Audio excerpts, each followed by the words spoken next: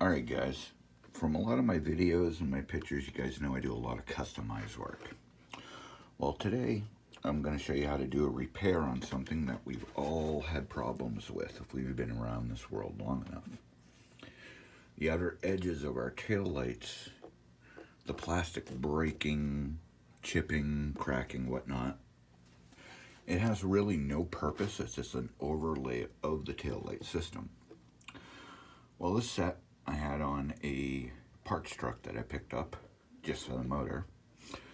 Well, on my truck that I daily drive, I've got some nice covers on them that I like to salvage. So I needed a replacement while I fix them. This one was tripped, so I decided a bunch of quick steel laying around. So I started repairing it. Now, a lot of you know what quick steel is. It's stuff they sell in the tube in auto parts stores. It's like a clay form, like you'd play with clay back in school and stuff. I've shaped it and I've started sanding it down.